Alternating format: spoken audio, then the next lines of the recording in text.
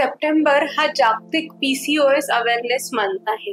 म्हणून आज मी डॉक्टर जानकी देवी बोराडे, स्त्रीरोग व प्रसूती तज्ञ, आपल्यासोबत पीसीओएसच्या विषयावरती चर्चा करायला आली आहे. आजच्या आपण व्हिडिओमध्ये पीसीओएस म्हणजे काय, पीसीओएसचं प्रमाण का वाढत आहे, त्याचे लक्षणं काय असतात, त्याची ट्रीटमेंट कशा प्रकारे केली जाते आणि ते टाळण्यासाठी काय करावे, ह्या सगळ्या विषयांवरती आज आपण चर्चा करू. पीसीओएस म्हणजे पॉलिसिस्टिक ओव्हेरियन डिझीज किंवा पॉलिसिस्टिक ओव्हेरियन सिंड्रोम असं म्हणतात. पीसीओएस हा एक हॉर्मोनल इम्बॅलन्सचा प्रकार असतो. भारतामध्ये साधारण प्रत्येक 5 पैकी एका स्त्रियाला म्हणजे 20% बायकांना पीसीओएस होत आहे. ह्याचं प्रमाण का वाढत आहे तर जागतिक जगामध्ये जेव्हा औद्योगिक क्रांती होते तेव्हा जे आपल्या जीवनशैलीमध्ये बदल झालेले आहेत त्याच्यामुळे पीसीओएसचं प्रमाण वाढत आहे. जसं की सिडेंटरी लाईफस्टाईल, जास्तीत जास्त वेळ बसून काम करणे, stress, mental stress, physical stress, unhealthy packed and processed food खाणे आणि त्यासोबतच पाणी कमी पिणे आणि महत्वाचं म्हणजे व्यायामाचा अभाव. हे सगळे जे लाईफस्टाईलमध्ये चेंजेस आहेत त्याच्यामुळे पीसीओएसचं प्रमाण खूप वाढत आहे.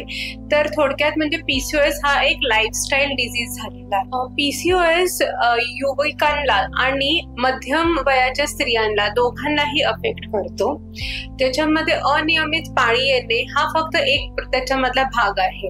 त्याच्यासोबतच वजन वाढणे, अंगावरती केस जास्त येणे, जसं की चेहऱ्यावरती, पोटावर किंवा पाठीवरती पण केस जास्त येणे, चेहऱ्यावरती पिंपल्स येणे, ह्या सगळ्यामुळे मुलींचा कॉन्फिडन्स कमी होतो. एन्झायटी, स्ट्रेस, डिप्रेशनचा प्रकार पण वाढलेला आहे. लग्नानंतर जर पीसीओएस असलं तर गर्भधारणेला पण त्रास होऊ शकतो आणि पुढे जाऊन त्या स्त्रियांना अनियमित पाळीमुळे पिरियड्सचे प्रॉब्लेम होतात आणि डायबिटीज हा पण त्याच्यामध्ये पुढे जाऊन होऊ शकतो. कारण पीसीओएस एक हॉर्मोनल इम्बॅलन्स आहे तर त्याचा इलाज हा हॉर्मोनल रिबॅलन्स किंवा हॉर्मोनल ट्रीटमेंट हाच असतो.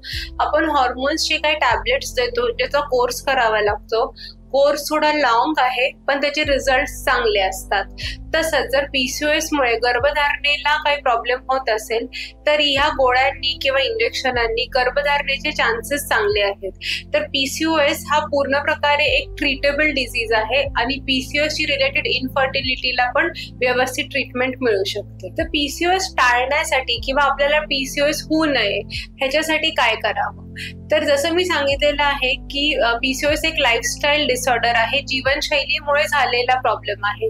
तर जीवनशैलीमध्ये बदल हाच त्याची बेसिक ट्रीटमेंट आहे, ज्याच्यामध्ये जास्तीत जास्त ऍक्टिव्ह राहणे, लिफ्टच्या ऐवजी शिड्यांचा वापर करणे, जास्तीत जास्त चालणे, कुठे जाताना मोटरसायकल किंवा व्हेकल्सच्या ऐवजी पायी जाणे, असं ऍक्टिव्हिटी करणे, त्यासोबतच व्यायाम करणे, रोजचे 30 ते 35 मिनिटाचा डेडिकेटेड व्यायाम हे इम्पॉर्टंट आहे. पॅक्ड अँड प्रोसेस्ड फूड हे शक्यतो आठवड्यातून फक्त एकदाच खावे. बाकीच्या दिवशी होम कुक्ड फ्रेश फूड ह्याचं सेवन करणे. मेंटल स्ट्रेस कमी करण्यासाठी जर काही करता आलं तर जसं की योगा, मेडिटेशन, ज्याच्याने मेंटल स्ट्रेस कमी होतो. त्यासोबतच पाणी जास्तीत जास्त पिणे आणि जनरलीच लाईफस्टाईलमध्ये इम्प्रूव्हमेंट करून एक फिट अँड हेल्दी जर आपण लाईफस्टाईल केली तर पीसीओएस हे टाळता येतो, ते होत नाही. आणि जरी तुम्हाला पीसीओएस आहे तर जर तुम्ही लाईफस्टाईल चेंजेस केले तर मी जे दिलेली हॉर्मोनल ट्रीटमेंट आहे त्याला ते साथ मिळतं आणि ट्रीटमेंट संपल्यानंतरही तुमची लाईफस्टाईल फिट आणि हेल्दी राहते.